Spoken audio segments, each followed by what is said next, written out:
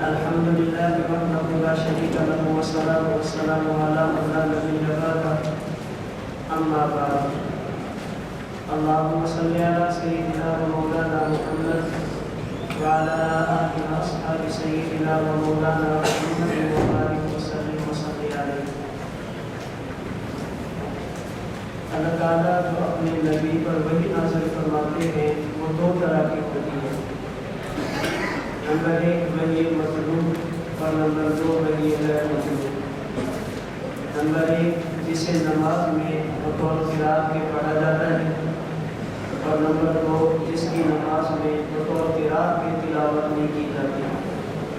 وحی مطلوب کا دوسرا نام قرآن اور وحی غیر مطلوب کا دوسرا نام حدیث رسول ہے. ہمارے یہاں جس طرح وحی مطلوب حجت ہے اسی طرح وحی غیر مطلوب بھی حجت ہے. اس طرح قرآن کریم دلیل شرعی ہے اسی طرح حدیث رسول بھی دلیل شرعی ہے.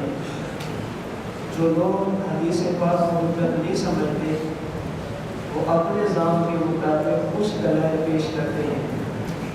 ان میں سے ایک دلیل صحیح مسلم کی روایت جس میں اللہ کے نبی نے ارشاد فرمایا لا تکتبوا عنی، جو کچھ میں کہتا ہوں اگر قرآن ہو تو لکھو، اگر غیر قرآن ہو تو نہ لکھو.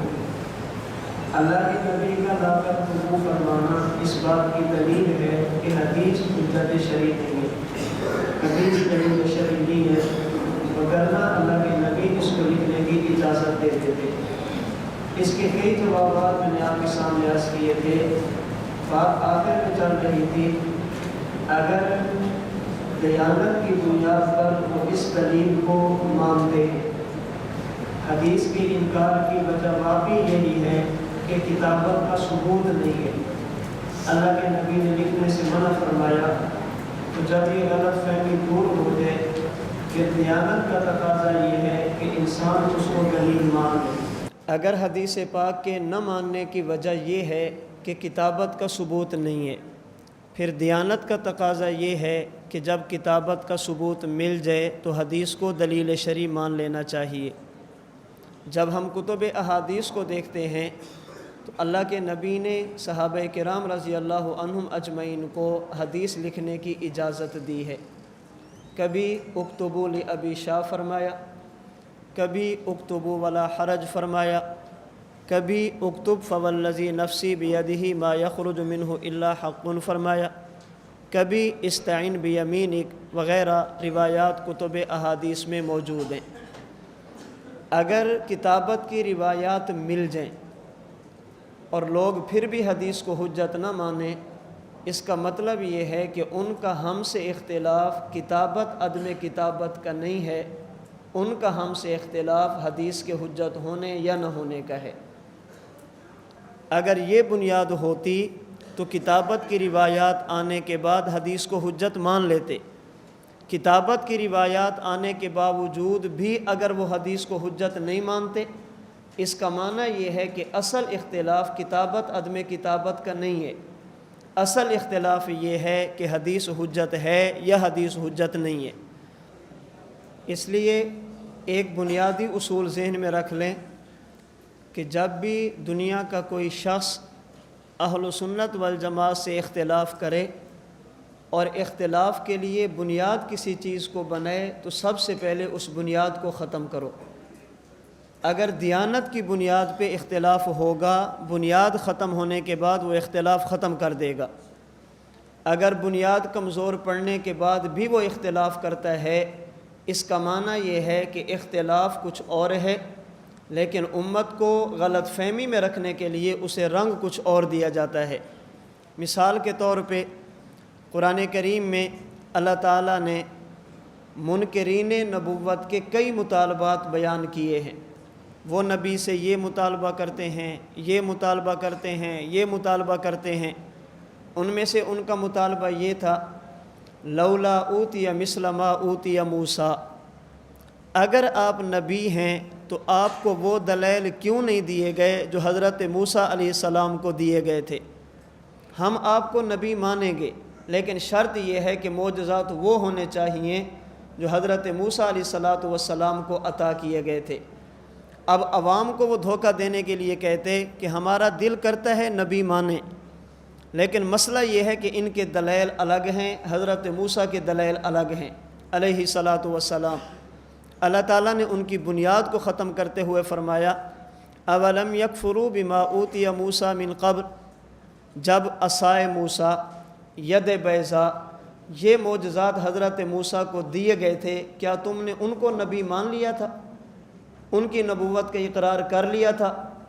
اگر نبوت محمدیہ کے انکار کی وجہ یہ ہے کہ ان کے پاس عصا والا معجزہ نہیں ہے، اگر حضور کو نبی نہ ماننے کی وجہ یہ ہے کہ ان کے پاس ید بیضا والا معجزہ نہیں ہے، تو جس نبی کے پاس یہ معجزات تھے تم نے ان کو مانا تھا؟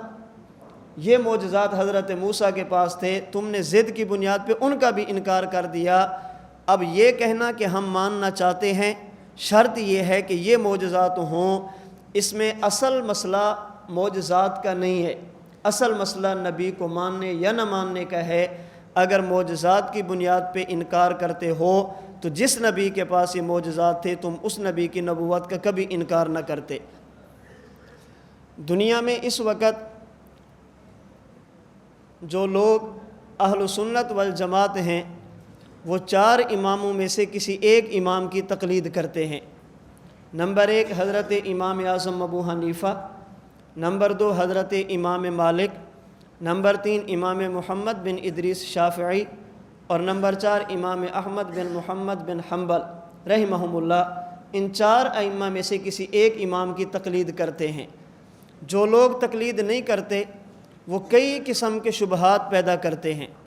میں تقلید کیوں نہیں کرتے؟ یہ وجہ ہے۔ کیوں نہیں کرتے؟ یہ وجہ ہے۔ کیوں نہیں کرتے؟ یہ وجہ ہے۔ کئی وجوہات بیان کرتے ہیں۔ انشاءاللہ مسئلہ تقلید پہ مستقل بات آئے گی تو ان کے شبہات پہ بھی بات ہوگی انشاءاللہ۔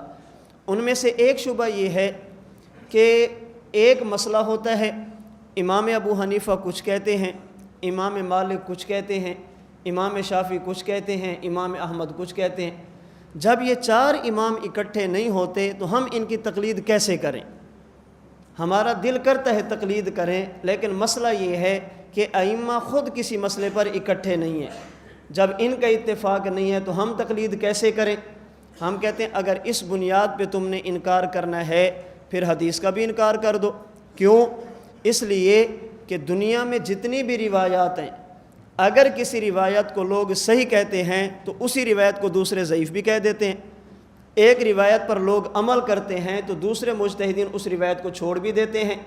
ایک روایت کو امام بخاری رحمہ اللہ ضعیف کہتے ہیں، ان کے شاگرد امام ترمذی اسی روایت کو لے لیتے ہیں۔ امام ترمذی ایک روایت کو چھوڑتے ہیں، استاد امام بخاری روایت کو لے لیتے ہیں۔ تو اگر اختلاف کی بنیاد پہ فقہ کو چھوڑنا ہے تو اختلاف کی بنیاد پہ پھر حدیث کو بھی چھوڑنا پڑے گا۔ نمبر 2، اگر واقعی یہی وجہ ہوتی کہ چونکہ ائمہ کا اتفاق نہیں ہے اس لیے ہم تقلید نہیں کرتے، ہم کہتے ہیں چلیں کچھ مسائل ہم ایسے بتاتے ہیں جن پر ائمہ کا اتفاق ہے، وہ مانتے ہو؟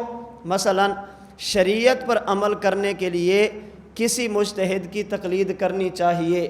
احناف، شوافع، مالکیہ، حنابلہ چاروں متفق ہیں رمضان المبارک میں پورا مہینہ جماعت کے ساتھ 20 رکعت تراویح سنت مؤکدہ ہے۔ احناف، شوافع، مالکیہ، حنابلہ چاروں متفق ہیں۔ اگر کوئی بندہ اپنی بیوی کو 3 طلاق دے دے تو 3 ہی ہوتی ہیں۔ احناف، شوافع، مالکیہ، حنابلہ چاروں متفق ہیں۔ آپ ان کو مانتے ہیں؟ کہتے ہیں ہم پھر بھی نہیں مانتے۔ تو اگر اختلاف کی وجہ یہ تھی کہ ائمہ اکٹھے نہیں ہیں تو جب اکٹھے ہو جائیں پھر تو مان لینا چاہیے۔ ائمہ اکٹھے بھی ہوتے ہیں، تم پھر بھی نہیں مانتے، اس کا معنی یہ ہے تمہارا اہل سنت والجماعت سے اختلاف ائمہ کے اتفاق اور اختلاف کا نہیں ہے، تمہارا اہل سنت والجماعت سے اختلاف تقلید کے کرنے یا نہ کرنے کا ہے۔ اگر اس بنیاد پہ انکار ہوتا کہ ائمہ اکٹھے نہیں ہوتے تو جن مسائل پہ اکٹھے ہیں کم از کم ان کو تو مان لیتے، آپ ان کو بھی نہیں مانتے۔ اس کا معنی یہ ہے کہ اختلاف اور تھا، رنگ اس کو اور دیا گیا۔ ہمارا اہل سنت والجماعت کا عقیدہ ہے اہل سنت والجماعت، احناف، شواف، مالکیہ، حنابلہ چاروں متفق ہیں کہ موت کے بعد انبیاء کرام علیہم الصلاۃ والسلام کو اپنی اپنی قبور میں حیات ملتی ہے، اپنی اپنی قبور میں زندگی ملتی ہے، ہر بندے کو زندگی ملتی ہے۔ کافر ہوگا زندگی کی نوعیت الگ ہوگی، مومن کی زندگی کی نوعیت الگ ہوگی، شہید کی الگ ہوگی، نبی کی الگ ہوگی۔ حیات کے درجات میں اختلاف ہے، نفس حیات سب کو حاصل ہے۔ اس پر جو ہم دلائل دیتے ہیں ان میں سے ایک دلیل مسند ابی یعلا موصلی کی روایت، حضرت انس بن مالک فرماتے ہیں اللہ کے نبی نے فرمایا الانبیاء احیاء فی قبورہم یصلون، انبیاء کو قبروں میں حیات بھی ملتی ہے اور اللہ رب العزت ان کو نماز پڑھنے کی اجازت بھی دیتے ہیں۔ ہم انبیاء کی حیات کے بھی قائل ہیں، ہم انبیاء کی صلات کے بھی قائل ہیں، انبیاء کو زندگی بھی ملتی ہے، نماز بھی پڑھتے ہیں۔ اس پر جو اشکال کیے جاتے ہیں ان میں سے ایک اشکال یہ ہے، یہ جی کیسی حدیث ہے جو ائمہ اربعہ کو نہیں ملی، یہ جی کیسی حدیث ہے جو امام بخاری کو نہیں ملی، کیسی روایت ہے جو امام مسلم کو نہیں ملی، کیسی روایت ہے جو امام ابو داؤد، ترمذی، نسائی، ابن ماجہ کو نہیں ملی۔ یہ 4 صدی ہجری کا بندہ اٹھا، اسے روایت ملی ہے۔ اگر یہ روایت ٹھیک ہوتی ائمہ اربعہ نقل کرتے، اگر یہ روایت ٹھیک ہوتی ائمہ سیاہ ستہ نقل کرتے، نہ پہلی صدی میں وجود ہے نہ دوسری صدی میں وجود ہے۔ ابو یعلا موصلی 4 صدی ہجری کا بندہ اٹھا، اس نے روایت نقل کی ہے۔ یہ کیسا تواتر ہے، کیسی حدیث ہے جو پہلے ائمہ میں سے کسی کو نہیں ملی۔ ہم کہتے ہیں جو بندہ کسی نہ کسی فقہ کو مانتا ہو کم از کم اسے یہ اعتراض نہیں کرنا چاہیے۔ جو اللہ کے نبی کو آخری نبی مانتا ہو کم از کم اسے مرزائیوں والا طریقہ اختیار نہیں کرنا چاہیے۔ خاص کتاب کا مطالبہ اور خاص لفظ کا مطالبہ یہ ان لوگوں کا وتیرہ ہے جو فقہ کا انکار کرتے ہیں، ان لوگوں کا وتیرہ ہے جو حضور کی ختم نبوت کا انکار کرتے ہیں۔ ہم کہتے چلیں ہم بات مان لیتے ہیں، اگر تمہارے حیات فی القبر کے انکار کی وجہ یہی ہے کہ چونکہ یہ حدیث ائمہ اربعہ کو نہیں ملی، انہوں نے اس کو بیان نہیں کیا، چونکہ یہ روایت ائمہ سیاستہ کو نہیں ملی، اگر وہ نقل کرتے تو ہم مان لیتے، ائمہ سیاستہ نقل کرتے تو ہم مان لیتے۔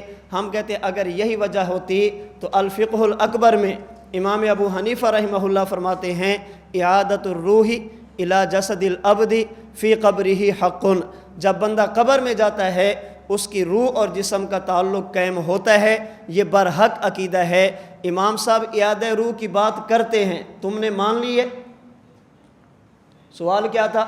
اگر یہ حدیث ٹھیک ہوتی تو ابو حنیفہ کو ملتی، تو جو بات امام ابو حنیفہ کو ملی ہے وہ تم نے مانی ہے، تم نے تو اسے بھی قرآن کے خلاف کہہ دیا۔ اگر اختلاف کی بنیاد یہی ہوتی، حضرت امام مالک رحمہ اللہ توسل کے بھی قائل ہیں، امام مالک رحمہ اللہ استشفاء کے بھی قائل ہیں، تم نے مان لیا۔ اگر اختلاف کی بنیاد یہی ہوتی، حضرت امام شافعی رحمہ اللہ نبوت کی ذات کو چھوڑو، امام شافعی رحمہ اللہ امام ابو حنیفہ نہیں، امام ابو حنیفہ کی قبر کے وسیلے کے قائل ہیں، قبر کا وسیلہ مانتے ہیں، تم نے مان لیا۔ حضرت امام احمد بن حنبل رحمہ اللہ مسند احمد میں اعادہ روح کی بات کرتے ہیں، کتاب الصلاۃ میں اعادہ روح کی بات کرتے ہیں، تو تمہارا ذہن یہ تھا، وجہ یہ تھی نہ ماننے کی کہ یہ چیز ان کو نہیں ملی، تو جو چیز امام ابو حنیفہ کو ملی اعادہ روح، تم نے اس کا بھی انکار کیا۔ جو چیز امام مالک کو ملی توسل و استشفاء، تم نے اس کا انکار کیا۔ جو چیز امام شافعی کو ملی توسل بقبر الامام الاعظم، تم نے اس کا انکار کیا۔ جو چیز امام احمد بن حنبل کو ملی اعادہ روح، حیات فی القبر، تم نے اس کا انکار کیا۔ اگر اس حدیث کے انکار کی وجہ یہ ہے کہ چونکہ یہ روایت بخاری کو نہیں ملی، تو امام بخاری نے تو باب قائم کیا ہے کہ مرنے والا جوتوں کی آہٹ کی آواز بھی سنتا ہے، تم نے اسے قرآن کے خلاف نہیں کہا، اس حدیث کو قرآن کے خلاف کہہ کر اس کا انکار نہیں کیا۔ حضرت امام بخاری رحمہ اللہ نے حضرت ابو بکر صدیق کا فرمان نقل کیا، والذی نفسی بیدہ لا یذیقک اللہ الموتتین ابدا، حضور اللہ نے آپ کو ایک موت تو دی ہے، اللہ آپ کو دوسری موت نہیں دیں گے۔ یہ دوسری موت کون سی ہے؟ ابن حجر عسقلانی نے فتح الباری میں، علامہ عینی نے عمدۃ القاری میں، حضرت شیخ زکریا رحمہ اللہ نے الکنز المتواری میں، اور حضرت محدث احمد علی سہارنپوری رحمہ اللہ نے حاشیہ بخاری میں لکھا ہے کہ جب انسان قبر میں جاتا ہے، اگر امتی ہو اس پہ سوال بھی ہوتے ہیں، سوال کے بعد اگر مومن ہو اللہ اسے نیند بھی دیتے ہیں، نم کا نومت العروس، اللہ اسے نیند دیتے ہیں، تو امتی کی ایک موت دنیا والی، ایک موت قبر والی۔ حضرت صدیق اکبر نے فرمایا حضور اللہ نے آپ کو ایک موت تو دے دی، اللہ آپ کو دوسری موت نہیں دیں گے۔ یہ دوسری موت کون سی ہے؟ یہ 4 محدث فرماتے ہیں ان فی القبر موتن و حیاتن، جب بندہ قبر میں جاتا ہے اللہ پہلے حیات دیتے ہیں، حیات کے بعد موت دیتے ہیں۔ دنیا میں حیات، موت آ گئی، پھر قبر میں گیا حیات، پھر موت آ گئی، یہ 2 موتیں بنتے ہیں۔ لکل احد غیر الانبیاء، یہ قبر والی موت ہر کسی پر آتی ہے سوائے انبیاء کے، ان پر موت نہیں آتے۔ والانبیاء لا یموتون، انبیاء قبروں میں مرتے نہیں ہیں، بل یستمر حیا، اللہ ان کو دوامی حیات عطا فرماتے ہیں۔ تم نے مان لیا؟ حضرت امام بخاری رحمہ اللہ نے حدیث پاک نقل کی، ما بین بیتی و منبری روضۃ من ریاض الجنہ۔ میں آگے بات کرتا ہوں، محدثین کی ایک بڑی تعداد نے لکھا ہے اللہ کے نبی کی قبر اطہر والی جگہ یہ جنت سے آئی تھی، قیامت کے دن جنت میں جائے گی۔ تم نے اس روزے کو جنت کا ٹکڑا مانا ہے، تم نے تو شبہات پیدا کیے ہیں امت کو دھوکہ دینے کے لیے۔ اگر الانبیاء احیاء ان کا انکار اس بنیاد پہ ہے بخاری کو نہیں ملا، تو جو بخاری کو ملی ہیں کم از کم وہ تو مان لو، تم تو وہ بھی نہیں مانتے۔ اگر اس حدیث کا انکار اس بنیاد پہ ہے کہ امام مسلم کو نہیں ملی، کیا امام مسلم نے روایت نہیں لکھی حضرت انس بن مالک کے حوالے سے؟ اللہ کے نبی نے فرمایا مررت علی موسیٰ لیلۃ اسری بی عند الکثیب الاحمر وہو قائم یصلی فی قبرہ، اللہ نے مجھے معراج کرایا، معراج والی رات میں نے سرخ ٹیلے کے قریب حضرت موسیٰ کی قبر دیکھی، حضرت موسیٰ کو میں نے دیکھا وہ اپنی قبر میں کھڑے ہو کر نماز پڑھ رہے تھے۔ علماء نے لکھا یہ دلیل ہے نبی کو قبر میں حیات بھی ہے، نبی کی قبر میں صلاۃ بھی ہے۔ کیا تم نے مان لیا؟ تم نے طویلیں نہیں کی اقامت البرہان میں، تم نے اس کے اندر غلط طویلیں کر کے امت کو دھوکہ دینے کی کوشش نہیں کی۔ اگر اس بنیاد پہ انکار ہے کہ یہ روایت امام ابو داؤد کو نہیں ملی، کیا امام ابو داؤد نے اپنی سنن میں روایت نہیں لکھی ما من احد یسلم علی الا رد اللہ علی روحی حتی ارد علیہ السلام، جو بندہ بھی مجھ پر سلام کرے گا اللہ میری روح کو متوجہ فرمائیں گے، میں محمد اس کے سلام کا جواب دوں گا۔ اللہ کے نبی کا فرمان نقل نہیں کیا، کیا تم نے نبی کے لیے سلام اور جواب کا عقیدہ اختیار کیا ہے؟ اگر اس حدیث کا انکار اس بنیاد پہ ہے کہ یہ روایت امام ترمذی کو نہیں ملی، کیا امام ترمذی نے سنن میں حضرت عثمان بن حنیف سے روایت نہیں لکھی؟ اللہ کے نبی کے پاس شخص آیا، آنکھوں سے نبینا تھا، دعا کی درخواست کی، اللہ کے نبی نے یہ دعا سکھائی اللہم انی اسألک واتوجہ الیک بنبیک محمد صلی اللہ علیہ وسلم نبی رحمہ، اللہ اپنے نبی کی برکت سے میری آنکھوں کو ٹھیک فرما دے۔ اللہ کے نبی نے دعا سکھائی ہے جس میں وسیلے کا تذکرہ تھا، صحابی نے دعا کی ہے، اللہ نے آنکھوں کو ٹھیک فرمایا۔ کیا تم نے البصیر میں الکلام فی الاسناد کہہ کر اس روایت کو مجروح کرنے کی کوشش نہیں کی؟ کیا تم نے البصائر میں الکلام فی المعنی کا عنوان باندھ کر امت کو دھوکہ دینے کی کوشش نہیں کی؟ اگر اس روایت کو مان لیا جاتا آج دنیا میں کوئی بھی نبینا نہ ہوتا، ہر بندہ یہ دعا مانگتا، آنکھیں ٹھیک ہو جاتی۔ کیا تم نے بے جا طویلیں کر کے ترمذی کی اس روایت کو نہیں چھوڑا؟ اگر الانبیاء احیاء اس روایت کا انکار اس بنیاد پہ ہے کہ یہ روایت امام نسائی کو نہیں ملی، کیا امام نسائی نے روایت نہیں لکھی ان للہ ملائکۃ سیاحین فی الارض یبلغون من امت السلام، اللہ کی طرف سے فرشتے مقرر ہیں، زمین میں چکر لگاتے ہیں، تم سلام پڑھتے ہو، فرشتے تمہارا سلام مجھ تک پہنچاتے ہیں۔ کیا تم نے اس روایت میں طویلیں کر کے اس عقیدے کا انکار نہیں کیا؟ اگر اس روایت کا انکار اس بنیاد پہ ہے روایت امام ابن ماجہ کو نہیں ملی، کیا امام ابن ماجہ نے سنن ابن ماجہ میں سیدنا اوس بن اوس کے حوالے سے روایت نقل نہیں کی ان من افضل ایامکم یوم الجمعہ فیہ خلق آدم وفیہ قبض فیہ النفخۃ وفیہ ساق فاکثروا علی من الصلاۃ فیہ فإن صلاتکم معروضۃ علی قالوا یا رسول اللہ کیف تورد صلاتنا علیک وقد ارمت، اللہ کے نبی نے فرمایا ان اللہ حرم علی الارض ان تاکل اجساد الانبیاء فنبی اللہ حی یرزق۔ اللہ کے نبی نے جسم کی حفاظت کی بات بھی کی ہے، اللہ کے نبی نے حیٌ کہہ کر نبوت کی حیات کی بات بھی کی ہے، یرزق کہہ کر رزق کی بات بھی کی ہے۔ اگر الانبیاء کا انکار اس بنیاد پہ ہے کہ یہ ائمہ اربعہ کو نہیں ملی، ائمہ سیاستہ کو نہیں ملی، تو جو باتیں ان کو ملی ہیں کم از کم ان کو تو مان لیتے۔ اگر تم ان باتوں کا بھی انکار کرو گے، اس کا معنی یہ ہے تمہارا ہم سے اختلاف کسی خاص کتاب کا نہیں ہے، تمہارا ہم سے اختلاف کسی خاص امام کا نہیں ہے، تمہارا ہم سے اختلاف خاص عقیدے کا ہے۔ بنیاد بنایا ابو یعلا موصلی کو انکار عقیدے کا کرنا تھا۔ اگر اختلاف کی بنیاد کتاب ہوتی تو جن کتابوں کا نام تم نے لیا اگر اس میں روایت مل جاتی تو کم از کم اسے ضرور مان لیتے، کم از کم اسے ضرور مان لیتے، کم از کم اسے مان لیتے۔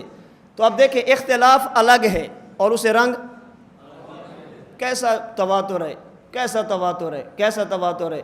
گردانے پڑھ رہے ہیں اور ہیں کون؟ جن کے نام میں حیات ہے، ٹھیک ہے، جن کے نام میں حیات ہے، عقیدے میں اگرچہ ممات ہے، نام میں پھر بھی حیات ہے، گردانے پڑھ رہے ہیں۔ تو اختلاف عقیدے کا ہے، کتاب کا نہیں ہے۔ اگر کتاب کا ہوتا، میں نے ائمہ اربعہ کے حوالے پیش کیے ہیں، میں نے ائمہ صحاح کے حوالے پیش کیے ہیں، اگر اور یہ ساری روایتیں وہ ہیں جن کی تفسیر ہم نہیں کرتے، تشریح ہم نہیں کرتے، محدثین کرتے ہیں۔ علماء نے ایک ایک حدیث کی شرح میں لکھا ہے یہ دلیل حیات ہے، یہ دلیل حیات ہے، یہ دلیل حیات ہے، یہ دلیل حیات ہے۔ تو اگر بنیاد کتاب ہوتی تو ان کو ماننا چاہیے یا نہیں؟ جب نہیں مانتے، اس کا معنی تمہارا ہم سے اختلاف، کل مفتی صاحب نے بات فرمائی تھی کہ ہمارا اختلاف نہیں، ہم پہلے کے ہیں، یہ بعد کے ہیں۔ تمہارا ہم سے اختلاف کتاب کا نہیں ہے، تمہارا ہم سے اختلاف خاص امام کا نہیں ہے، تمہارا ہم سے اختلاف خاص لفظ کا نہیں ہے، تمہارا ہم سے اختلاف خاص عقیدے کا ہے۔ آپ کہہ دو عقیدے کا اختلاف ہے، اس کو بنیاد نہ بنو فلاں کو نہیں ملی، فلاں کو نہیں ملی، فلاں کو نہیں ملی، جو فلاں کو ملی ہے کم از کم وہ تو مانو۔ اچھا جی، انبیاء قبروں میں زندہ، حضور کی قبر پہ جاؤ، جا کر صلاۃ و سلام پڑھو تو حضور سنتے ہیں، جواب دیتے ہیں۔ ہم کہتے ہیں جی بالکل، آپ دلیل پیش کرتے ہیں، من صلی علیہ عند قبری سمیتہ، اللہ کے نبی نے فرمایا جو میری قبر پر آ کر سلام پڑھے گا میں محمد سنوں گا، جواب دوں گا۔ دور سے پڑھو گے فرشتوں کے ذریعے مجھ تک پہنچا دیا جائے گا۔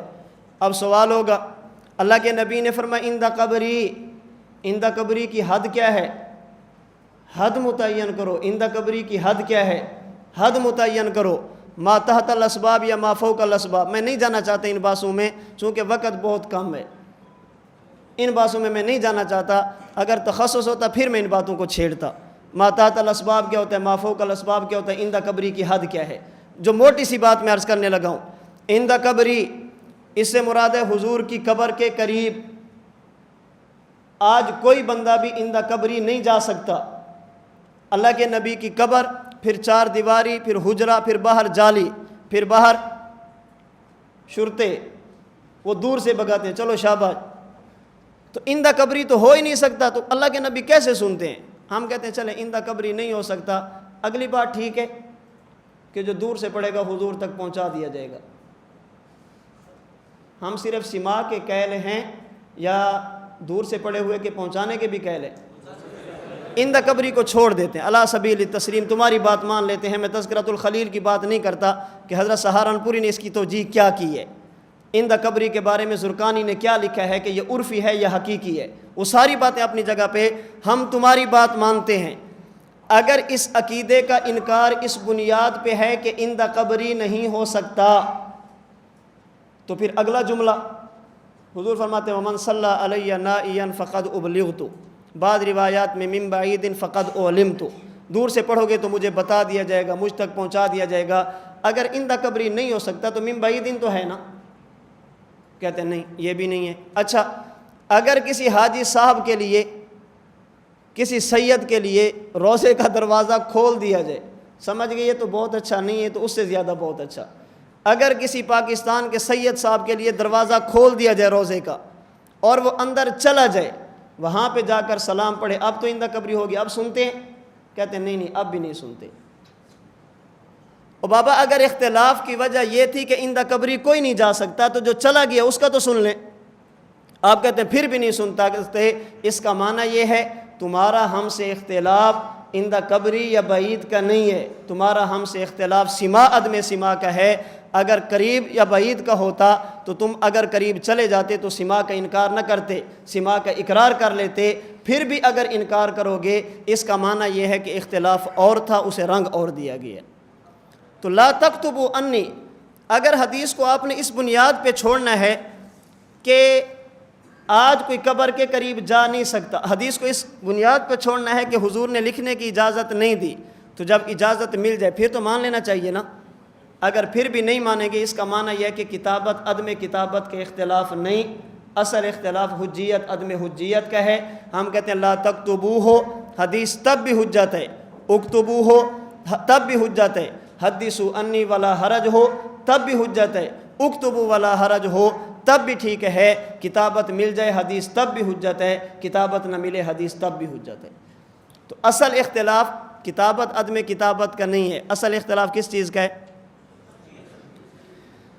اسی حدیث کے ضمن میں نے صبح ایک بات عرض کی تھی کہ لا تکتبوا انی جب حدیث پیش کی جاتی ہے تو میں نے کہا تھا ایک اصول ذہن میں رکھنا، الحدیث اذا لم تجمع طرقہ لم تفہمہ، اگر آپ چاہتے ہیں کہ ایک مسئلے میں ہم صحیح ہدف تک پہنچیں، عقیدہ ہمارے سامنے صحیح آنا چاہیے، یاد رکھنا اس مسئلے کے متعلق کسی خاص آیت کو دیکھ کر رائے قائم مت کرنا، اس مسئلے کے متعلق کسی خاص حدیث کو دیکھ کر رائے قائم مت کرنا۔ امام احمد بن حنبل فرماتے ہیں کہ جب تک ایک مسئلے کے متعلق تمام نصوص کو اکٹھا نہ کیا جائے اس وقت تک بات سمجھ میں نہیں آتی۔ والحدیث یفسر بعضہ بعضا، ایک میں اجمال، ایک میں تفصیل، ایک میں ابہام، ایک میں تفسیر ہوتی ہے۔ تو جب تک تمام روایات، تمام نصوص، بزرگوں کی ساری عبارتیں سامنے نہ آ جائیں اس وقت تک بات کھلتی نہیں ہے، بات سمجھ نہیں آتی۔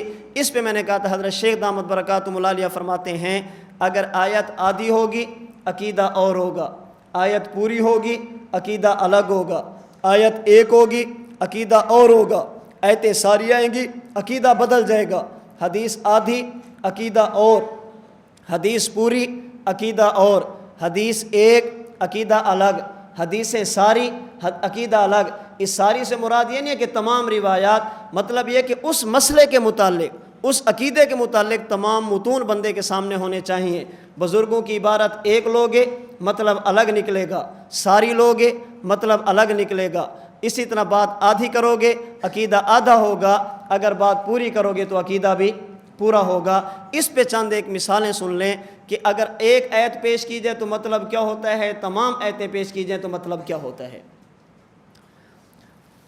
ہمارا اہل سنت والجماعت کا عقیدہ ہے کہ اللہ تعالیٰ موت کے بعد ہر انسان کو قبر اور برزخ میں روح کے تعلق کے ساتھ حیات دیتے ہیں، روح کے تعلق کے ساتھ اللہ ہر انسان کو حیات دیتے ہیں، چاہے کافر ہو، چاہے مسلمان ہو، چاہے شہید ہو، چاہے نبی ہو، جو بھی دنیا سے جائے گا اللہ روح اور جسم کے تعلق کے ساتھ اسے حیات، اس پر نصوص موجود ہیں، آیات موجود ہیں، احادیث موجود ہیں، ہمارے پاس تواتر موجود ہے، اجماع موجود ہے، جو جو دلیلیں ہو سکتی ہیں نا حیات فی القبر پر الحمدللہ ہمارے پاس وہ ساری دلیلیں موجود ہیں۔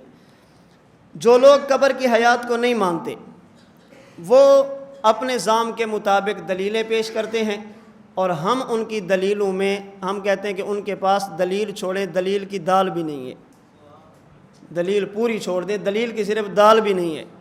وہ جو پیش کرتے ہیں مثلا یہ جی سورۃ البقرہ میں ہے او کالذی مر علی قریۃ وہی خاویۃ علی عروشها، حضرت عزیر جا رہے ہیں، اللہ سے پوچھا اللہ ان کو کیسے زندہ کرو گے، فاماتہ اللہ مئۃ عام ثم بعثہ، اللہ نے 100 سال تک موت دی پھر اٹھایا۔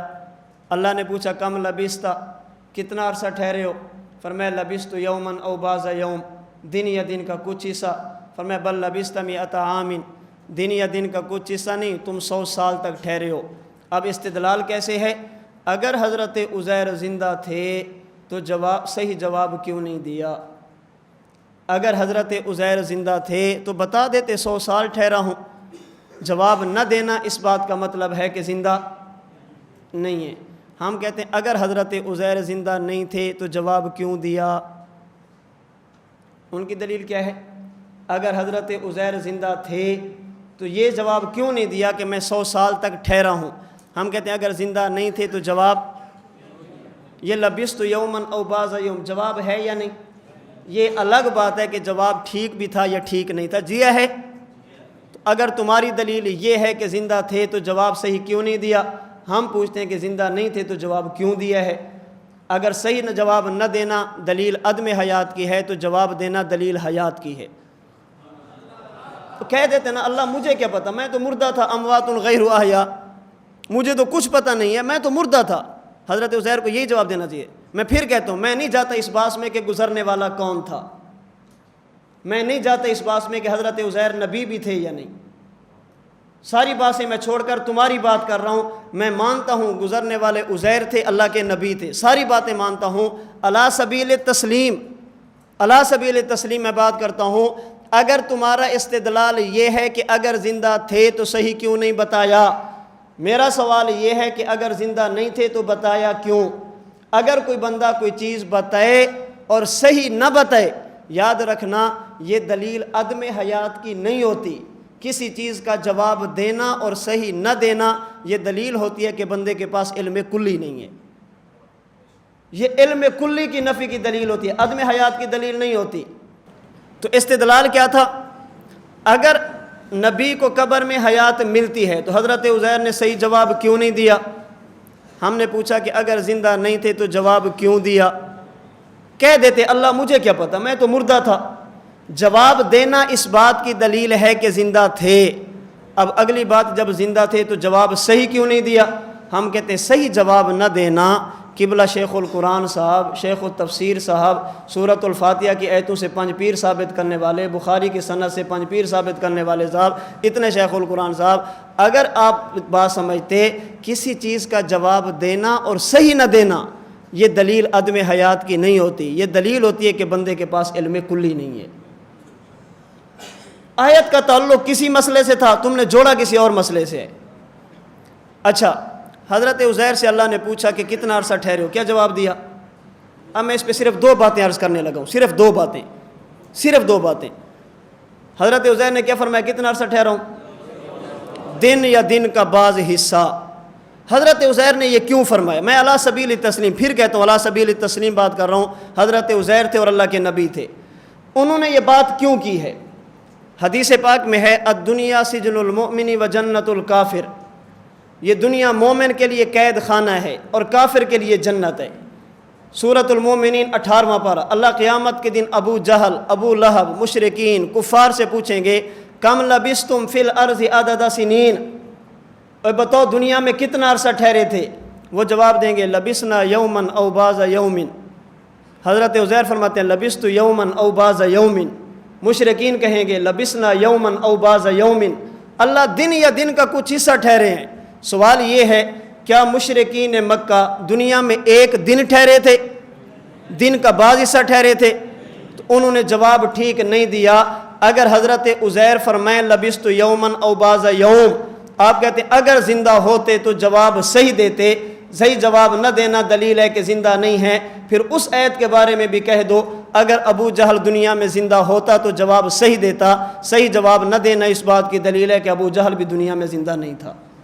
وہاں پہ فی الارض کی بات ہے، فی الارض کی، یہاں پہ فی القبر فی البرزخ نہیں ہے۔ کم لبثتم فی الارض، کتنا عرصہ ٹھہرے ہو؟ انہوں نے کیا کہا؟ دن یا دن کا بعض حصہ۔ تو کیا خیال ہے وہ زندہ نہیں تھے نا؟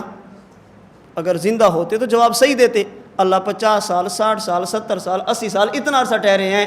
جس طرح حضرت عزیر فرماتے ہیں لبثت یومن او بعض یوم، مشرکین بھی کہہ رہے ہیں لبثنا یومن۔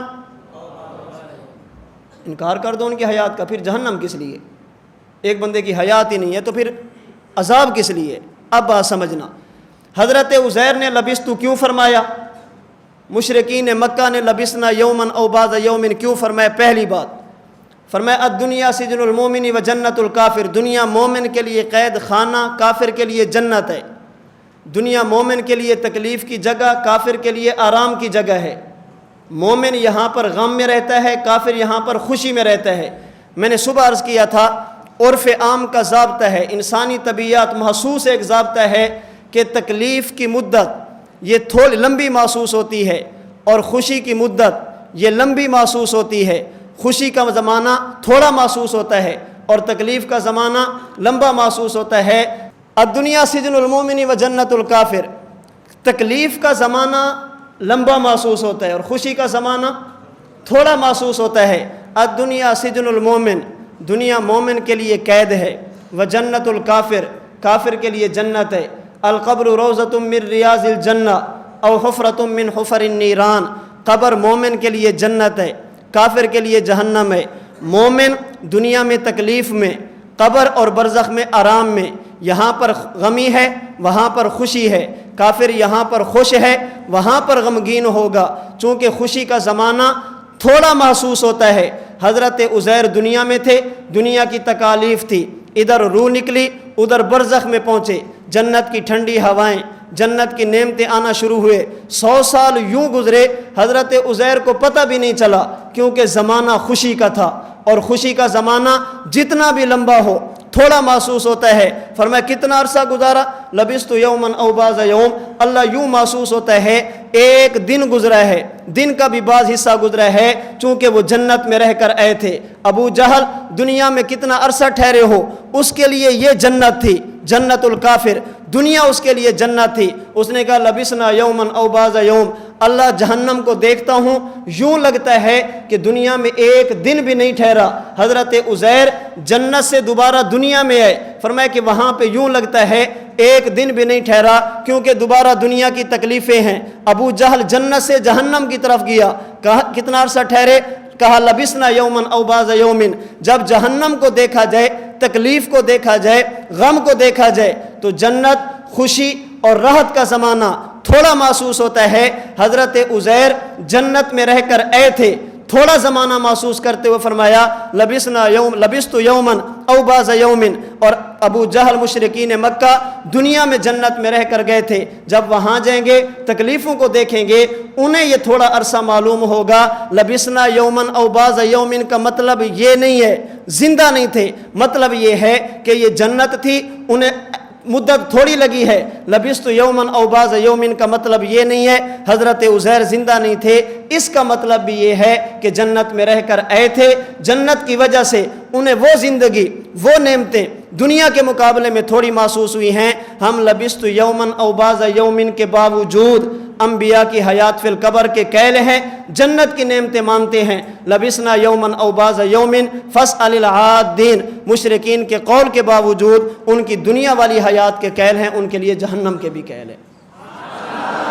تو صحیح جواب نہ دینے کی وجہ یہ نہیں تھی، صحیح جواب دینے کی وجہ یہ نہیں تھی کہ زندہ نہیں تھے، صحیح جواب نہ دینے کی وجہ وہ اپنے گمان کے مطابق ٹھیک بات کر رہے ہیں۔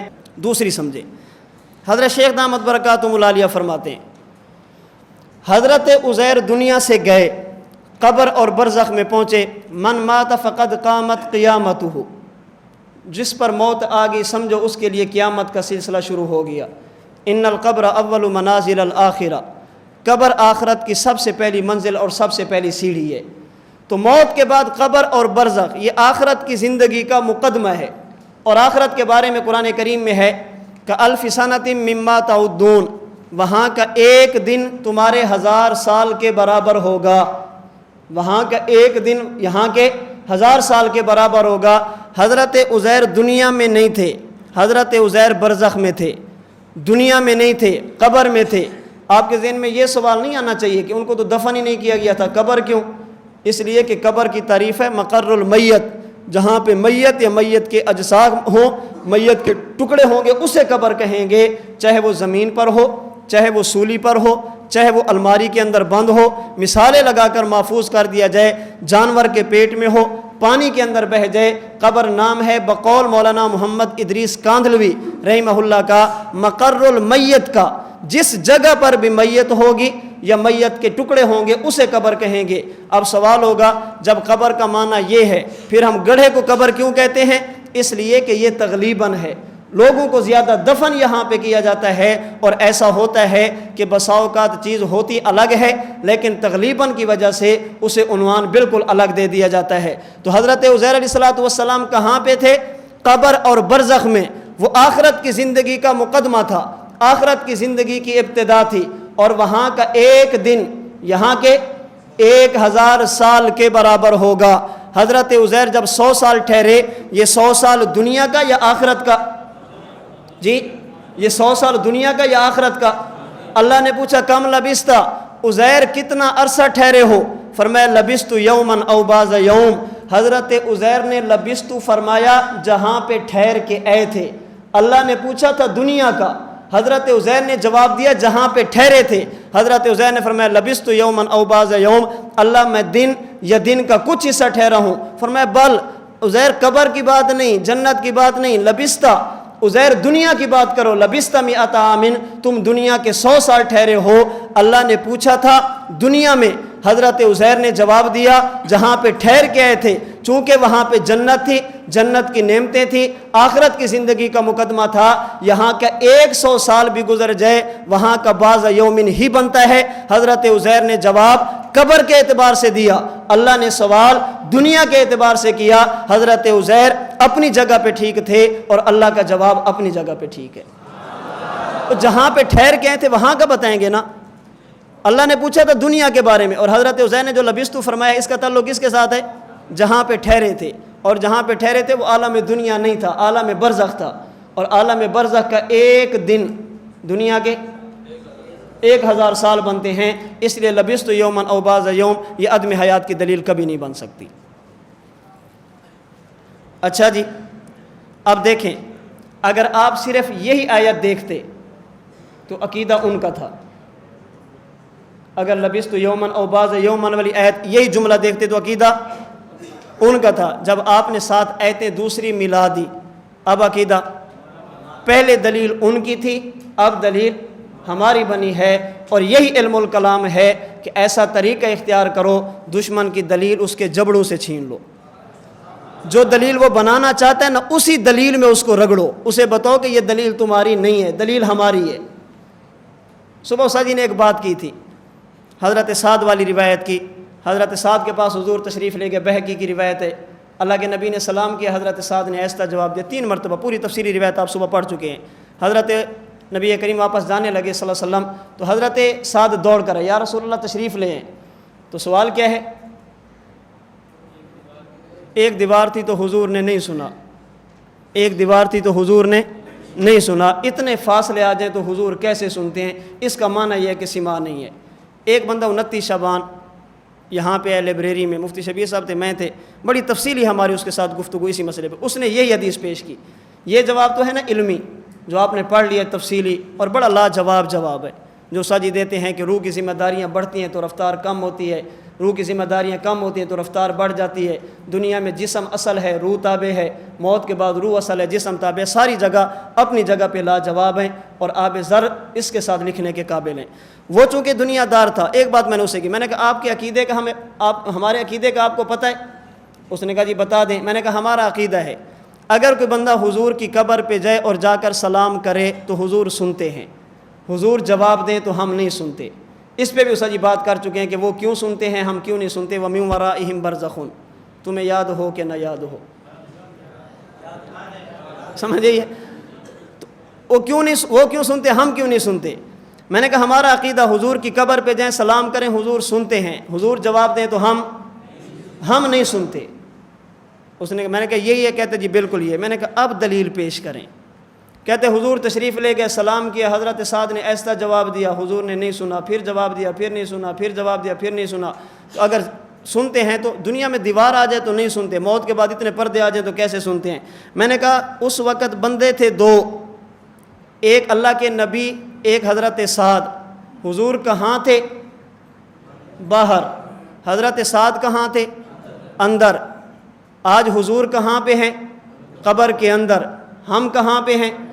میں نے پوچھا یہ بتائیں جب حضور نے سلام کیا تو اندر والے نے سنا تھا؟ کہتے جی بالکل سنا تھا۔ میں نے کہا جب اندر والے نے جواب دیا تو باہر والے نے سنا تھا؟ کہتے جی نہیں۔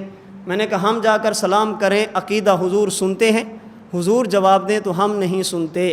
تم سوال کرتے تھے کہ یہ کیسے، تمہارا سوال تھا کہ یہ کیسے۔ میں نے کہا کہ دیکھیں اس وقت حضور باہر، صحابی اندر، باہر والے نے سلام کیا، اندر والے نے سنا ہے، اندر والے نے جواب دیا، باہر والے نے نہیں سنا۔ آج حضور اندر، ہم باہر، باہر والا سلام کرے تو اندر والے نے اس وقت بھی سنا، اندر والا آج بھی سنتا ہے۔ اندر والے نے اس وقت جواب دیا، باہر والے نے اس وقت بھی نہیں سنا، باہر والا آج بھی نہیں سنتا۔ قبلہ یہ دلیل آپ کی نہیں ہے، یہ دلیل ہماری ہے، یہ دلیل ہماری ہے۔ تمہیں کس احمق نے کہا ہے طرزیں لگا کر من کان منکم یعبد محمدن فإن محمدن قد ماتا، طرزیں لگا کر ابو بکر صدیق ماتا، عمر ماتا، فلاں ماتا، فلاں ماتا، یہ تمہیں کسی نے غلط پٹیاں پڑھی ہیں، یہ دلیل تمہاری نہیں ہے، یہ دلیل۔ اس نے کہا جی اس وقت تو نبی باہر تھا، امتی اندر تھا، اس وقت نبی باہر تھا، امتی۔ تمہارا ہمارا اختلاف تو نبی میں ہے، آج تو حضور اندر ہے۔ میں نے کہا اگر امتی اندر ہو پھر سنتا ہے، آج قبر میں امتی ہو سنتا ہے، کہتے ہیں نہیں۔ میں نے کہا پھر نبی امتی کا اختلاف کیسے؟ ہمارا تمہارا اختلاف یہ نہیں ہے کہ نبی قبر میں سنتا ہے یا نہیں، ہمارا تمہارا اختلاف یہ ہے کہ قبر والا سنتا ہے یا نہیں۔ اس وقت اگر اندر امتی تھا اس نے سن لیا، آج امت، ہاں پھر عقیدہ امت کو یہ بتاؤ کہ حضور تو نہیں سنتے، امتی سن لیتے ہیں، کیونکہ اس وقت بھی حضور باہر تھے، امتی اندر تھا، امتی نے سن لیا۔ اگر اس بنیاد پہ انکار کرو گے پھر تو سماع موتا ثابت ہوگا۔ بات سمجھیے، تو علم الکلام یہی ہے۔ حضرت ننوتوی رحمہ اللہ کی یہی خوبی تھی کہ حضرت ننوتوی رحمۃ اللہ علیہ دشمن کے جبڑوں سے دلیل چھینتے تھے اور بتاتے تھے کہ یہ دلیل تمہاری نہیں ہے، یہ دلیل۔ اور یہ بہت بڑی فتح ہوتی ہے کہ جو تیاری دشمن کر کے ہے نا، سب سے پہلے اسی کی دلیلوں سے کام پورا کرو تاکہ اس کا کام ختم ہو جائے، پھر اپنی دلیلیں پیش کرو۔ دوسری بات سمجھیں، ہمارا عقیدہ ہے کہ موت کے بعد اللہ تعالیٰ ہر شخص کو حیات دیتے ہیں، اس پر اپنی جگہ دلائل ہیں۔ جو لوگ نہیں مانتے ان کا ایک شبہ کیا ہے؟ کہتے ہیں جی سورۃ النحل 14ویں پارے میں ہے، اللہ تعالیٰ فرماتے ہیں والذین یدعون من دون اللہ لا یخلقون شیئا وہم یخلقون۔ اللہ کے علاوہ جس کی بھی عبادت کرتے ہو یہ مخلوق ہیں، خالق نہیں ہیں۔ لا یخلقون شیئا وہم یخلقون، یہ مخلوق ہیں، خالق نہیں ہیں۔ اموات غیر احیاء، مردہ ہیں، زندہ نہیں ہیں۔ وما یشعرون، ان کو یہ بھی نہیں پتہ ایان یبعثون، قیامت کب آئے گی، ان کو تو قیامت کا نہیں پتہ جن کی تم عبادت کرتے ہو۔ اب گردان اموات غیر احیاء، قرآن کہتے ہیں اموات غیر احیاء، تم کہتے ہو احیاء، قرآن کہتے ہیں غیر احیاء، تم کہتے ہو احیاء، قرآن کہتے ہیں زندہ نہیں ہیں، تم کہتے ہو زندہ ہیں، قرآن کہتے ہیں مردہ، تم کہتے ہو نہیں نہیں زندہ، قرآن کچھ کہتے ہیں، تم کچھ کہتے ہو۔ ہم قرآن کی بات کرتے ہیں، تم بزرگوں کی باتیں کرتے ہو۔ ہم کتاب اللہ پیش کرتے ہیں، تم رحمت اللہ پیش کرتے ہو۔ ان بدبختوں کو یہ بھی نہیں پتہ کہ رحمت اللہ بنتا ہی تب ہے جب کتاب اللہ کے موافق ہو۔ رحمت اللہ بنتا ہی تب ہے جب رحمت اللہ قرآن کے مطابق نہ ہو تو رحمت اللہ بنتا ہی نہیں ہے۔ کتاب کے موافق نہ ہو تو رحمت اللہ نہیں بنتا۔ ہم کتاب اللہ پیش کرتے ہیں، تم رحمت اللہ پیش کرتے ہو۔ ہم قرآن پیش کرتے ہیں، تم بزرگوں کی باتیں پیش کرتے ہو۔ اموات غیر احیاء، قرآن کہتے ہیں مردہ زندہ نہیں ہے، مردہ زندہ نہیں ہے، قرآن غیر احیاء کہتے ہیں، تم احیاء کہتے ہو۔ دلیل موجود ہے، دلیل موجود ہے۔ اب اس پہ ایک بحث تو یہ ہے کہ من دون اللہ سے مراد ہیں کیا؟ مفسرین کی ایک بڑی تعداد ہے جنہوں نے لکھا ہے کہ اس سے مراد بت ہیں، اس سے مراد بت ہیں۔ اس لیے حضرت کاڑوی رحمۃ اللہ علیہ نے اس آیت سے استدلال کرنے والوں کو کہا تھا کہ یہ مرزئی ہیں، مرزئی، ان کا کام مرزائیوں والا ہے۔ تو ایک شخص اٹھا، اس نے لکھا اکابر کا باغی کون؟ اس نے کہا کہ اگر یہ بات ہے تو پھر فلاں فلاں بزرگ نے لکھا ہے کہ من دون اللہ سے مراد نبی بھی ہیں، وہ سارے مرزئی ہیں۔ سمجھی؟ اکابر کا باغی کون سوال ہے نا، اکابر کا باغی کون سوال ہے، پھر نیچے جواب لکھا ہوا، نام لکھا ہوا کہ اکابر کا باغی کون۔ سمجھی؟ من دون اللہ سے مراد۔ حالانکہ حضرت کاڑوی کی بات کا مطلب کیا، بات اچھی طرح سمجھنا۔ حضرت کاڑوی نے کہا کہ یہ مرزائیوں کا طریقہ، اس کا مطلب یہ ہے کہ ایک آیت کے دو مطلب بنتے ہوں، ایک آیت کی دو تفسیریں بنتی ہوں، ان دو تفسیروں میں سے صرف ایک تفسیر کو یوں لینا، دوسری کو بالکل نظر انداز کرنا، اور اس تفسیر کی بنیاد پہ عقیدہ وہ اختیار کرنا جو ان مفسرین کا بھی نہیں ہے، جنہوں نے تفسیر کی ہے۔ یہ طریقہ مرزائیوں کا ہے۔ मा कान मुहम्मदुन अबा अहदिम मिर रिजालिकुम वलाकिन रसूल अल्लाह व ख़ातमन नबिय्यीन। ख़ातम का माना आखिरी भी, ख़ातम का माना मुहर भी। मुफस्सिरीन ने लिखा है, मिर्ज़ा कादियानी ने इनमें से माना कौन सा लिया? मुहर वाला। फ़लाँ फ़लाँ मुफस्सिर ने लिखा है इस मुहर वाले माने को यूँ लिया कि आखिरी वाले माने को बिल्कुल नज़रअंदाज कर दिया। और जिन्होंने लिखा है कि इसका माना मुहर भी है, वो ख़त्म नबुव्वत के कैल हैं या मुनकिर हैं? अब मुहर वाला माना लेना, मुफस्सिरीन को पेश करना और अकीदा वो इख्तियार करना जो उन मुफस्सिरीन का भी नहीं है, ये मिर्ज़ाइयत है। मिन दूनिल्लाह से मुराद बुत भी हैं, मिन दूनिल्लाह से मुराद नबी भी हो सकते हैं, जैसा कि तफसीरों में मिलता है। आप कहेंगे जब मिलता है तो फिर क्यों नहीं? हम कहते हैं नबी है। हज़रत थानवी ने लिखा, अलामा उस्मानी ने लिखा, अलामा अलूसी ने लिखा है, मुफस्सिरीन ने लिखा है। लेकिन बुत दूनिल्लाह से मुराद बुत लेकर उनका अकीदा वो नहीं है जो 1957 के बाद वालों का है। और लफ्ज़ के ऐसी तफसीर मुफस्सिरीन से लेना और अकीदा वो लेना जो मुफस्सिरीन के ख़िलाफ़ हो, ये तर्ज किन का है? और इनकी कड़ियाँ वैसे भी आपस में मिलती जुलती हैं। हयात ईसा फ़िस समा का मुनकिर हो या हयातुन नबी फ़िल क़ब्र का मुनकिर हो। इसलिए हज़रत हाजी इमदादुल्लाह मुहाजिर मक्की रहमतुल्लाह अलैह ने 2 फितनों से पहले, फितनों के तहक़्क़ुब के लिए बंदे तैयार किए। मिर्ज़ा कादियानी ने नबुव्वत का दावा नहीं किया था, हाजी इमदादुल्लाह मुहाजिर मक्की ने पीर मेहर अली शाह को पहले तैयार किया। इन लोगों ने हयात फ़िल क़ब्र का इनकार नहीं किया था, हज़रत हाजी साहब रहमतुल्लाह अलैह ने आब हयात पहले लिखवाई है। ये 2 फितने ऐसे हैं, हयात ईसा फ़िस समा वाला, हयातुन नबी फ़िल क़ब्र वाला, दुनिया में ऐ नहीं थे। हाजी साहब ने दोनों के रास्ते में पहले बंद बांधा है। क्यों? इसलिए कि बाद रिवायात, बाद आसार में आता है कि जब फितना आने लगता है ना उम्मत में फितना, अल्लाह ताला सबसे पहले अपने नेक बंदों को उस फितने से मुत्तले फरमा देते हैं। अल्लाह फितने के बारे में उनको आगाह कर देते हैं ताकि पहले से तैयारी कर लें। हम हाजी साहब को वली बुज़ुर्ग, साहिब कश्फ, साहिब इल्हाम बुज़ुर्ग मानते हैं। हाजी साहब रहमतुल्लाह अलैह ने इन 2 फितनों के ख़िलाफ़ पहले बंदे तैयार किए। आब हयात लिखवाई अकीदा हयातुन नबी को साबित करने के लिए। हाजी साहब रहमतुल्लाह अलैह ने पीर मेहर अली शाह रहमहुल्लाह को तैयार किया मुनकरीन ख़त्म नबुव्वत का ताक़ुब करने के लिए। फिर एक लंबी बहस है कि हाजी साहब रहमतुल्लाह अलैह ने इन 2 का इंतखाब क्यों फरमाया, वजह क्या है, इन दोनों की आपस में लड़ियाँ मिलती क्या क्या हैं। एक लंबी तफसील है। किसी ने कहा था ना कि ताक में दुश्मन भी थे और पुश्त पर अहबाब भी। ताक में दुश्मन भी थे और पुश्त पर अहबाब भी। तीर पहला किसने मारा, ये कहानी फिर सही। ठीक है, हज़रत हाजी साहब ने तैयार किया है, क्यों किया है, ये कहानी फिर सही। फिर का मतलब टाइम है अभी, इसको नहीं छेड़ते। अमवातुन गैर अहया, कुरान कहते हैं गैर अहया, तुम कहते हो ज़िंदा। कुरान कहते हैं गैर अहया, तुम कहते हो ज़िंदा। हज़रत इमाम फ़खरुद्दीन राज़ी रहमहुल्लाह। और मज़े की बात आपको बताऊँ, इसी आयत करीमा को मिर्ज़ा कादियानी ने हज़रत ईसा की मौत पर पेश की है। इसी आयत करीमा को इन लोगों ने हयातुन नबी फ़िल क़ब्र के ख़िलाफ़ पेश की है। इससे भी अगली बात बताऊँ, जो तफसीर ये करते हैं वो किसी मुफस्सिर ने नहीं लिखी, जो तफसीर वो करते हैं वो भी किसी मुफस्सिर ने नहीं लिखी।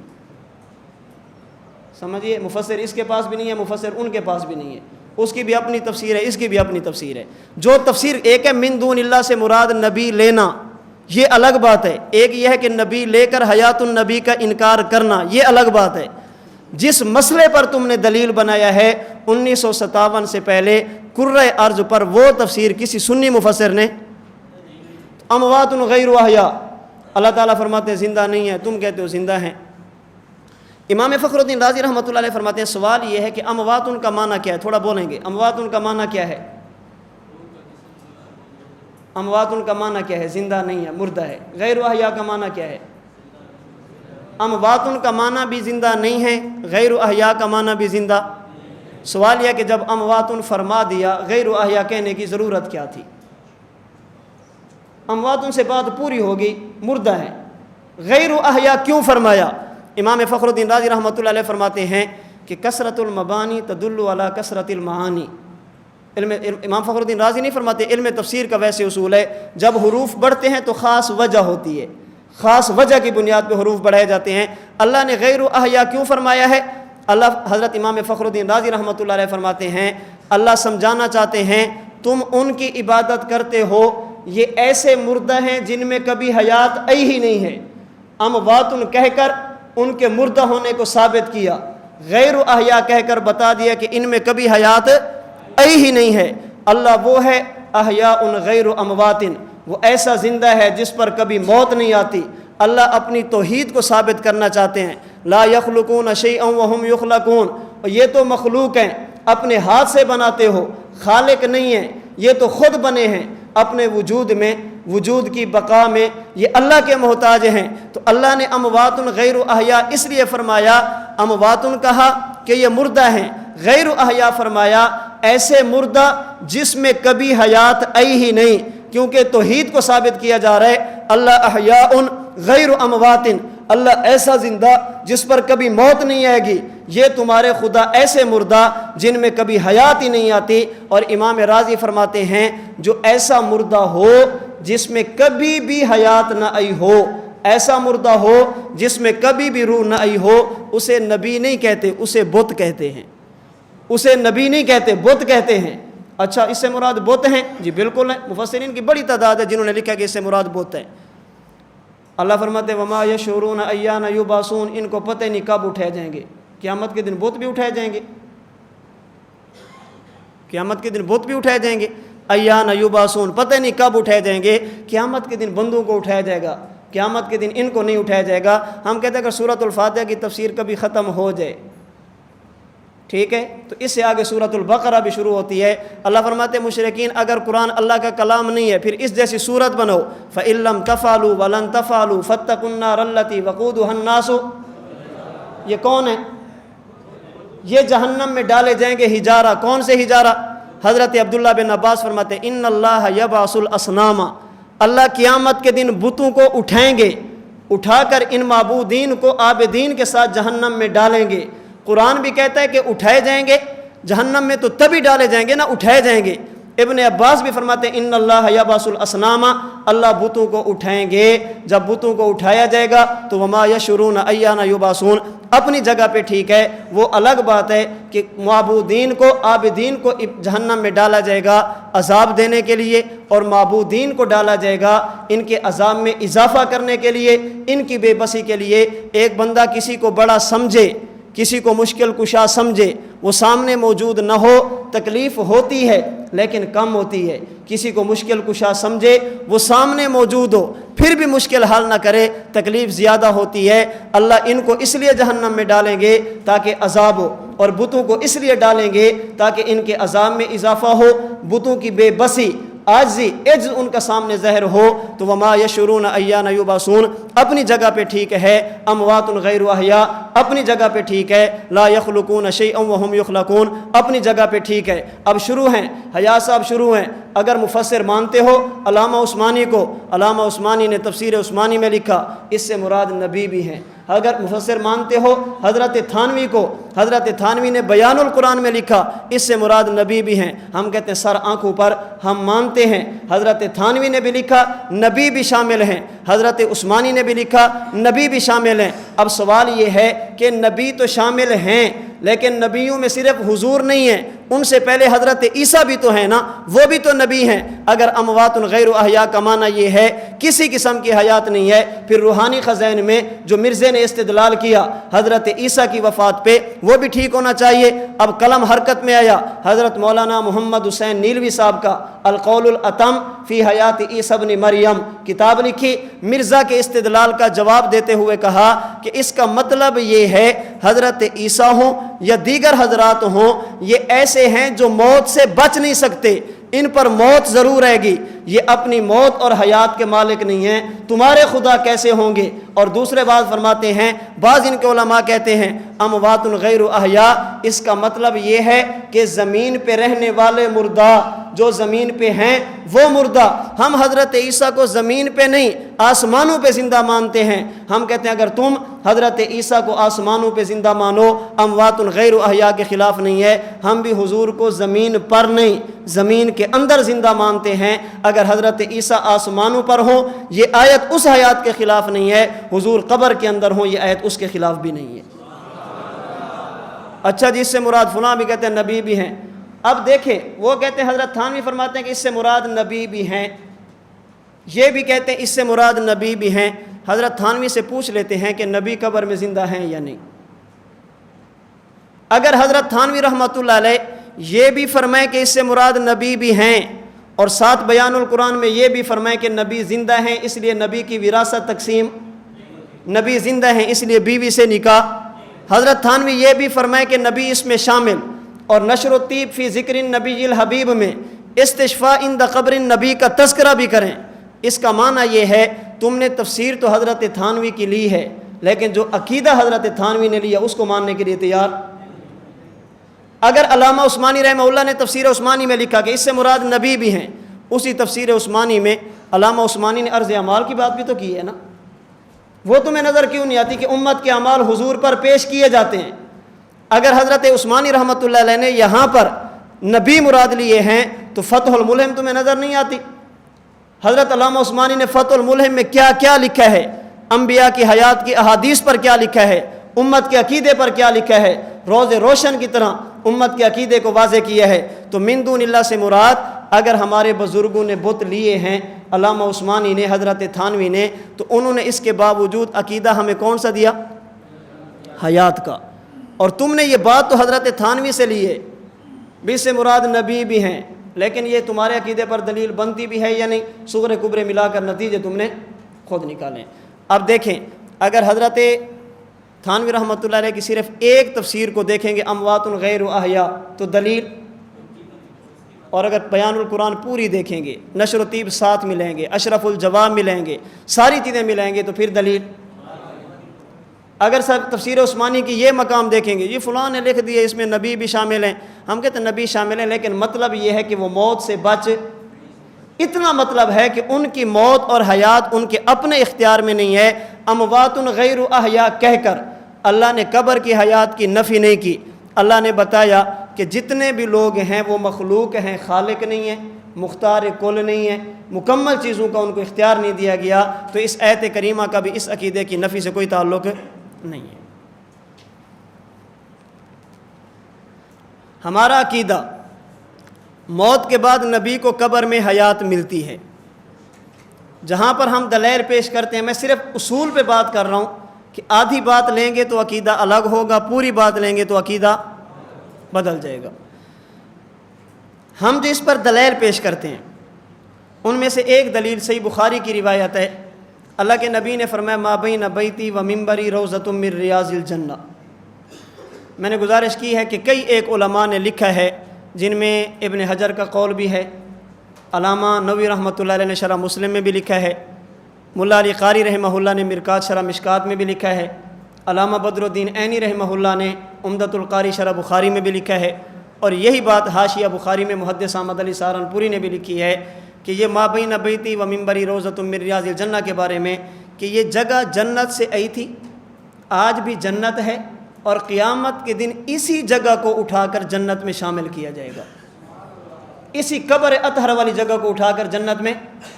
ہم کہتے ہیں حضور قبر میں زندہ ہیں، کیوں؟ اس لیے کہ اللہ کے نبی نے اپنی قبر اطہر کو جنت فرمایا ہے، اور جنت میں زندہ ہوتے ہیں، جنت میں مردہ نہیں ہوتے۔ سوال، اگر یہ جنت ہے واقعی، ما بین بیتی و منبری، یہ سارا ٹکڑا جنت ہے، سوال، صحیح بخاری کی روایت ہے اللہ کے نبی نے مکہ سے مدینہ کی طرف ہجرت کی، مسجد نبوی کے لیے جگہ خریدی، جگہ کی کھدائی کی گئی تو نیچے سے مشرکین کی ہڈیاں نکلی۔ اگر یہ جنت ہے تو مشرک کیسے؟ جنت میں تو کوئی مشرک نہیں جاتا، اگر یہ جنت ہے تو اس میں مشرک کیسے؟ مشرک تو جنت میں نہیں جائے گا، اللہ کا فیصلہ لا یغفر ان یشرک بہ ویغفر ما دون ذلک لمن یشاء، مشرک تو جنت میں نہیں جا سکتا، بخاری کی روایت ہے۔ ہم کہتے ہیں کہ دیکھیں، بخاری کی روایت کی بنیاد پہ اگر آپ نے اسے جنت نہیں ماننا تو پھر قرآن کریم کی بنیاد پہ حقیقی جنت کو بھی جنت نہ مانیں، کیونکہ قرآن کریم میں اللہ تعالیٰ نے حکم دیا فرشتوں کو کہ حضرت آدم کو سجدہ کرو، آدم بھی جنت میں، فرشتے بھی جنت میں، سب فرشتوں نے سجدہ کیا الا ابلیس، سوائے ابلیس کے، منکر اجماع کے، اس نے سجدہ نہیں کرنے سے انکار کیا، وکان من الکافرین۔ بعض مفسرین فرماتے ہیں سارا کافر تھا نہیں، اب ہوا ہے، اور بعض کہتے ہیں کافر تھا لیکن کفر کا اظہار اب کیا ہے۔ تو ابلیس جنت میں تھا، کان من الکافرین۔ تو آپ کہتے ہیں کہ مشرک جنت میں نہیں جا سکتا، وہاں پر تو ابو المشرکین گیا ہوا ہے، مشرکین کا بھی ہیڈ گیا ہوا ہے، مشرکین کا بھی سردار گیا ہوا ہے، اگر اس بنیاد پہ اسے جنت نہیں ماننا کہ مشرک کیسے، پھر اسے بھی جنت نہ مانو، اس لیے کہ وہاں پہ شیطان کیسے؟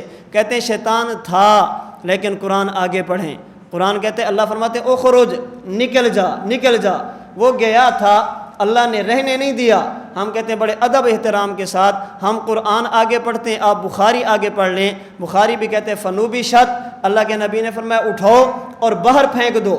اس جنت میں شیطان تھا، اس جنت میں مشرکین تھے، وہاں سے خدا نے نکالا، یہاں سے مصطفیٰ نے نکالا، وہاں پہ خدا نے نہیں رہنے دیا، یہاں پہ مصطفیٰ نے نہیں رہنے دیا، وہاں پہ شیطان جائے خدا نکالے، ہم اسے بھی جنت مانتے ہیں، یہاں پہ مشرکین کی ہڈیاں جائیں مصطفیٰ نکالے، ہم اسے بھی جنت مانتے ہیں۔ تو فنوبی شات کو چھوڑیں گے، فنوبی شات کو چھوڑیں گے، شبہ پیدا ہوگا، پوری روایت دیکھیں گے تو جنت ہے جی، بالکل جنت ہے، جنت میں موت ہوگی؟ بولیں نہیں ہوگی۔ یہاں پر موت نہیں ہے حضور کو، حضور کو موت کہاں پہ آئی ہے؟ امی عائشہ کے حجرے میں، ما بین بیتی و منبری روضۃ من ریاض الجنہ میں۔ تو اگر یہ جنت ہے تو موت کیوں؟ اگر یہ جنت ہے تو موت کیوں؟ میں آپ سے پوچھتا ہوں، حضرت اسماعیل کو حضرت ابراہیم نے ذبح کرنے کا ارادہ فرمایا، اللہ نے حضرت ابراہیم کو ہاتھوں سے حضرت اسماعیل کو بچایا، وَفَدَيْنَاهُ بِذِبْحٍ عَظِيمٍ، اور دمبا ان کے بدلے میں ذبح کرایا۔ یہ دمبا کہاں سے آیا تھا؟ جنت میں تو موت نہیں ہے، اس دمبے پہ موت کیوں ہوئی ہے؟ اور جب ذبح کیا گیا تھا مر گیا تھا یا زندہ تھا؟ تو جنت میں موت ہوتی ہے، یہ تو جنت سے نہیں آیا تھا۔ حجر اسود کہاں سے آئے؟ اسے صاف کرنا پڑتا ہے، مٹی وغیرہ پڑ جائے تو صاف کرنا پڑتا ہے، جنت میں یہ چیز ہوگی، یہاں پہ کیوں ہے؟ مرکات شرح مشکات میں سلطان المحدثین حضرت ملا علی قاری رحمہ اللہ نے ابن حجر کے حوالے سے لکھا رحمہ اللہ، فرماتے ہیں کہ اس کا تقاضا یہ ہے کہ نبی کو بھوک نہ لگے، کیونکہ جنت میں بھوک نہیں۔ تقاضا یہ ہے کہ نبی کو پیاس نہ لگے، کیونکہ جنت میں پیاس نہیں۔ اس حدیث پاک کا تقاضا یہ ہے کہ نبی کو تکلیف نہ ہو، اس لیے کہ جنت میں تکلیف نہیں۔ اس کا تقاضا یہ ہے کہ نبی بیمار نہ ہو، اس لیے کہ وہاں پر بیماری نہیں۔ اس کا تقاضا یہ ہے کہ نبی پر نیند نہ آئے، یہاں پر بھی نیند نہیں آنی چاہیے کیونکہ جنت میں نیند۔ اس حدیث پاک کا تقاضا یہ ہے کہ موت نہ آئے، اس لیے کہ جنت میں موت۔ سوال یہ کہ جب جنت ہے تو بھوک کیوں، پیاس کیوں، تکلیف کیوں، بیماری کیوں، نیند کیوں، پسینہ کیوں، موت کیوں؟ ملا علی قاری رحمہ اللہ وکیل حنفیت سلطان المحدثین حضرت ملا علی قاری رحمہ اللہ فرماتے ابن حجر کے حوالے سے یہ چیزیں نہیں ہونی چاہیے تھی، لیکن یہ اس لیے ہوتی ہیں کہ حضور اس وقت دنیا میں رہتے ہیں، جنت کا یہ ٹکڑا اس وقت حقیقی جنت میں نہیں ہے، جنت کا یہ ٹکڑا زمین پہ ہے، زمین پہ رہنے کی وجہ سے بھوک بھی لگے گی، پیاس بھی لگے گی، تکلیف بھی ہوگی، بیماری بھی آئے گی، نیند بھی آئے گی، موت بھی آئے گی۔ حضرت ابراہیم کے ہاتھوں سے جس دمبے کو ذبح کرایا گیا وہ دمبا جنت میں نہیں تھا، جنت کا تھا مگر دنیا میں آیا ہے اس لیے ذبح ہوا۔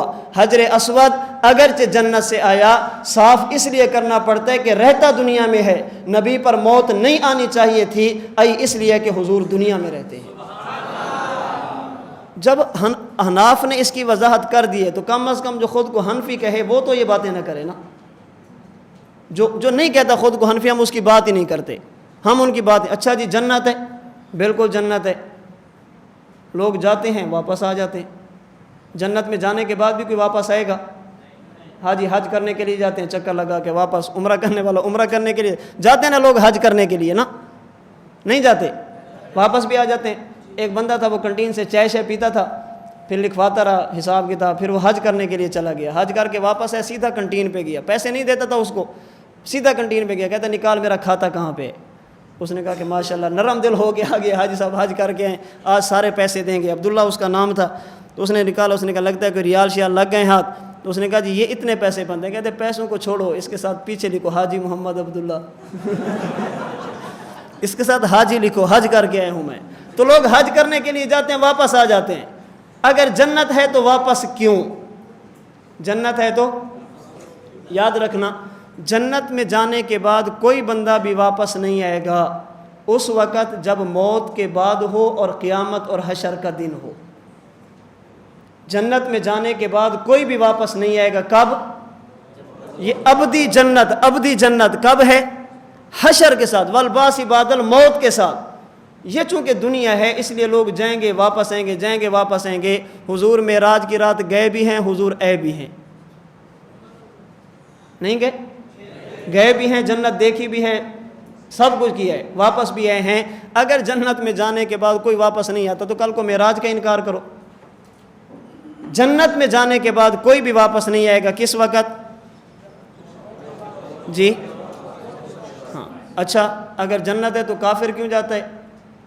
जन्नत है तो काफिर क्यों जाता है? मैंने बता दिया कि जन्नत में कोई भी काफिर नहीं जाएगा उस वक़्त जब मौत के बाद हो और हशर का दिन हो।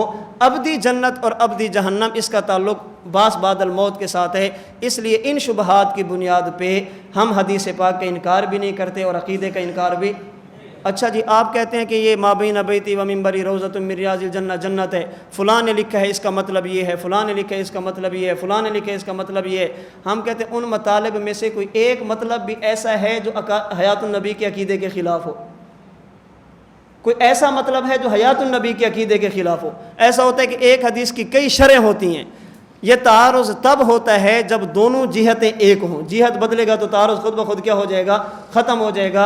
अब देखें, माबीन बैती व मिंबरी रोज़तुम मिन रियाज़िल जन्नह के बाद अगर ये आधी बातें सामने रखेंगे अक़ीदा अलग होगा, अगर सारी बातें सामने रखेंगे अक़ीदा अलग होगा, पूरी नसूस सामने रखेंगे अक़ीदा अलग होगा, अधूरी नसूस सामने रखेंगे अक़ीदा अलग होगा। इसलिए हम कहते हैं अल हदीसु इज़ा लम तजमा तुरुक़हु लम तफ़हमहु। जब तक एक मसले के मुतालिक तमाम चीज़ों को इकट्ठा न किया जाए मसला समझ नहीं आता, अक़ीदा वाज़े नहीं होता। बाज़ में इजमाल, बाज़ में तफसील, बाज़ में इबहाम, बाज़ में तफसीर होती है। इसलिए अगर आप चाहते हैं कि हमें सही अक़ीदा मिले उसके लिए ज़रूरी है कि उस मसले के मुतालिक तमाम आयात सामने रखें, अहादीस सामने रखें, बुज़ुर्गों की बातें सामने रखें, फिर किसी राय को कायम करें। आधी इबारतों देकर कभी किसी राय को कायम